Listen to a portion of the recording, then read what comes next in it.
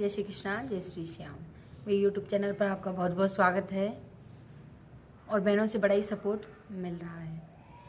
तो आज की बड़ी ही प्यारी, बड़ी भावुक कहानी है।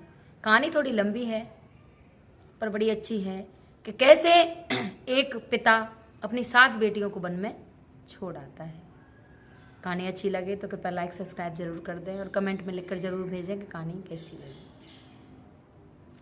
एक समय की बात होती है, एक राजा होता है और उसकी 7 बेटियां होती हैं। 7 बेटियां और विष्णु भगवान की बड़ी ही भक्ति और पूजा पाठ किया करती थी और उनकी कृपा से राज्य भी उसका बहुत अच्छा चल रहा था। लेकिन वो खाती बहुत थी। जो भी घर में पकवान बनता था और वो 7 बेटियां ही खा लेती थी और जब पिता की बारी आती थी तो उन्हें कुछ नहीं मिलता था। माता उन पर बड़ी कुपित होती थी, तुम सारा खा जाती हो। तो एक दिन राजा और अपनी रानी से कहता है कि रानी, आज तो पुए खाने का मन बहुत है और आज पुड़े बना लो। तो रानी बोली कि कहाँ से बना लूँ, कितने बना लूँ, और सब जितना बनाती हूँ और ये खा जाती हैं और बचता ही नहीं है। कि नहीं रानी, आज तो बहुत दिल कर रहा है और आप पुड़े बना लो। तो जो उसकी माँ होती है और वो कहती है कि ये जब सो जाएंगी ना तब आपको पूड़े बना दूँगा। अब राजा तो कह के चला जाता है। शाम होती है और जो 7 बेटियां होती हैं वो सो जाती हैं और इधर माँ जो रानी थी और वो कढ़ाई चढ़ा देती है पूड़े बनाने के लिए। अब पूड़े बनाने के लिए जैसी कढ़ाई चढ़ाती है तो खुशबू होती है और सबसे बड़ी बेटी खड़ी होती है कि माँ क्या बनाया है। कि ले पूड़ा बनाए, एक पूड़े लेके तू भी सो जा पुए। अब वो खा के और सो जाती है। दूसरी खड़ी होती है, दूसरा पुआ बनता है। तो कि माँ क्या बनाया है। कि पूड़े बनाए, ले एक पूड़ा खा के तू भी सो जा। उसको भी सुला देती है। ऐसे ही तीसरी, चौथी, 5वीं, 6वीं, 7वीं 7 बेटियां खड़ी होती हैं और एक एक पूड़े दे के उन्हें सुला देती है। अब राजा आता है और इतना ही सामग्री थी और वे सारे पूड़े ख़त्म हो जाते हैं। राजा आता है कि रानी पूड़े बन गए। कि कहाँ बन गए, मैंने आपको कहा था कि मत बनवाओ, ये तो खा खा के लेके और सो गई। तो राजा को थोड़ा गुस्सा आता है कि देखो, पर कोई नहीं, फिर बना लेना। अब तो अगले दिन उसकी माँ बोली कि 7 लड़कियां हैं, इतना खाना बनाती हूँ, सब कुछ खा जाती हैं, और क्यों ना इन्हें जंगल में छोड़ाओ। तो राजा कहता है कि नहीं, ऐसा नहीं करते। कि नहीं, ले जाओ और इन्हें जंगल में छोड़ाओ। तो राजा की भी मति भ्रष्ट हो जाती है और 7 बेटियों को लेकर वो जंगल में चल देता है और कहता है कि चलो बेटियों, आज तो मैं बेर खिला के लाऊंगा। तो वो अपने पिता से बोलती हैं, राजा से, कि पिताजी बेर और जंगल में। कि हाँ चलो, आज बेटियों तो मैं बेर खिला के लाऊंगा। अब बेटी तो विष्णु भक्त थी, चल देती हैं। अब चल देती हैं तो आगे आगे पिताजी और पीछे पीछे से 7 बेटियां। आगे आगे राजा चलता है, पीछे से बेटी चलती हैं और बियाबान जंगल में राजा और उन्हें ले जाता है और एक पेड़ के नीचे आप बैठ जाता है और उनसे कहता है, जाओ बेटियों बेर खा लो। वो बेटी कहती है, इतना बियाबान जंगल है और पिताजी आप हमें यहाँ ले आए और हमें तो डर लग रहा है। कि नहीं, मैं बैठा हूँ और ये रहा मेरे हाथ में डंडा और तुम बेर खा लो और मैं यहीं बैठा हूँ। तो बेटी कहने लगी कि हमको पता कैसे चलेगा कि आप यहाँ बैठे हो। तो अपने डंडे पर वो अपना कंबल होता है वो डाल देता है कि देखिए रहा, ये निशान है, मैं इसी के नीचे बैठा हूँ, जब आप बेर खाकर आ जाओ तो यहीं आ जाना।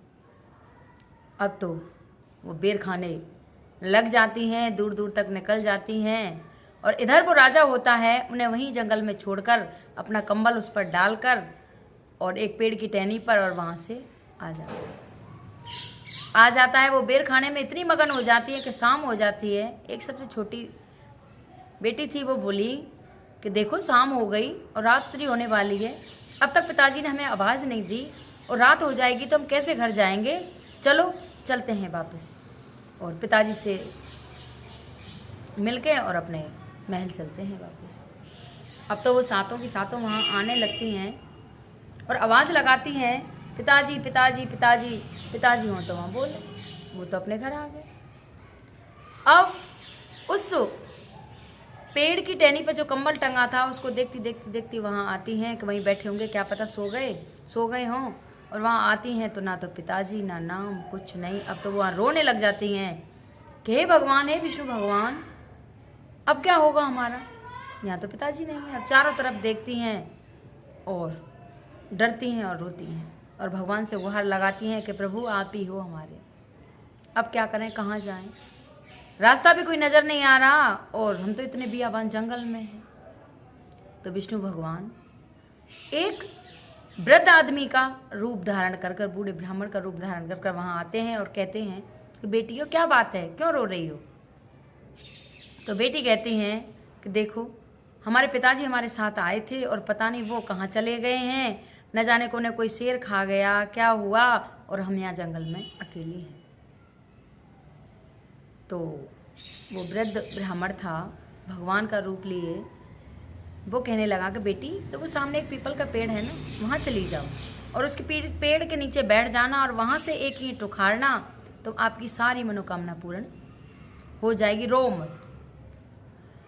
तो वो डरती डरती उस पेड़ के नीचे जा बैठती हैं, बैठकर वहाँ रोने लगती हैं कि भगवान, हमने ऐसा कौन सा पाप किया है जो आज हम इस जंगल में हैं। हमारे पिताजी पता नहीं कहाँ चले गए, उनको ये नहीं पता था कि उसके पिताजी उन्हें छोड़ के चले गए। तो वहाँ पीपल के पेड़ के नीचे आती हैं और सबसे जो छोटी होती है वो उनकी बहन, वो एक ईंट वहाँ से निकालती है, देखे तो महल बन जाते हैं। अब महल बन जाते हैं, सारी खाने पीने की सारी चीज़ें उसमें होती हैं। अब तो बड़े ही सुख से वो रहने लग जाती हैं, वो बहुत सुख से रहने लग जाती हैं। इधर उनका जो पिता था उसका सारा राजपाट सब नष्ट हो जाता है। अब सारा राजपाट नष्ट हो जाता है और वो दर दर का भिखारी बन जाता है, खाने के लिए भी उसके पास कुछ नहीं रहता। तो वो कहता है रानी से कि रानी, हमने बड़ा ही बुरा किया, अपनी बेटियों को और घर से निकाल दिया, तब से वो गई हैं, हमारे पास कुछ नहीं है, हम दर दर के भिखारी बन गए, तो अब क्या करें तो क्या करें। तो यहाँ अगर किसी से कुछ मांगूंगा तो मेरी तौहीन करेंगे, कोई कुछ नहीं देगा, इससे तो जाता हूँ परदेश में कुछ काम करके आता हूँ, वहाँ से कुछ भोजन पानी लेके आऊँगा। अब रास्ते में चलता रहता है तो उसको एक सूप बेचने वाला मिलता है। सूप बेचने वाला मिलता है तो वो कहता है ये सूप कितने का है, कि ये सूप तो बहुत पैसे के हैं, कि अगर इन सूपों को तू मुझे दे दे तो मैं अपने रोटी का जुगाड़ कर लूँगा।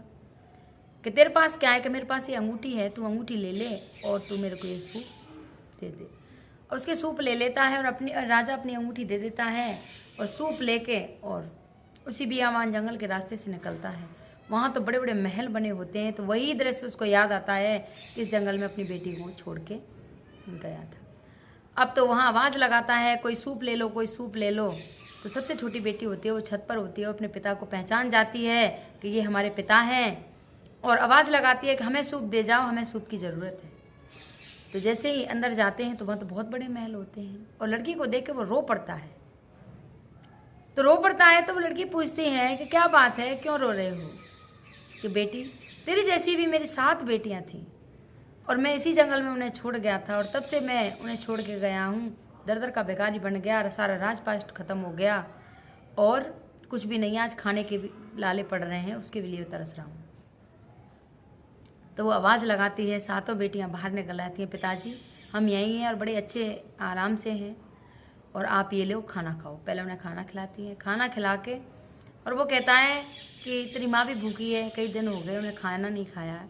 तो अंदर जाती हैं वो और एक घड़ा लेती हैं, उसमें बीछू कातर भर देती हैं और उसको ऊपर से बंद कर देती हैं और अपने पिताजी को ला के पकड़ा देती हैं और कहती हैं कि माँ को कहना कि सबसे अंदर वाले कमरे में जाकर इसे खोले।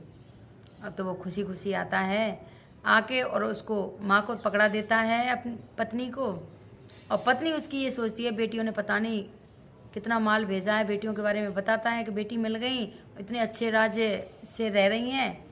और तो माँ सबसे अंदर वाले कमरे में जाती है और उसको खोलती है, उसमें से बीजू खातर निकलते हैं और सारे उसको खा जाते हैं।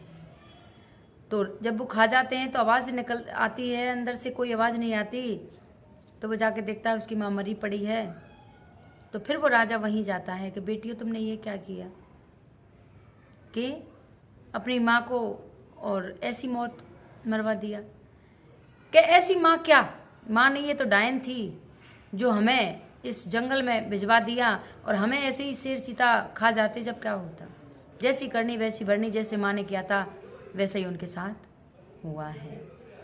तो वो पिता वहाँ से शर्मिंदगी महसूस करके वहाँ से चला आता है और वो अपने आराम से रहने लग जाती हैं।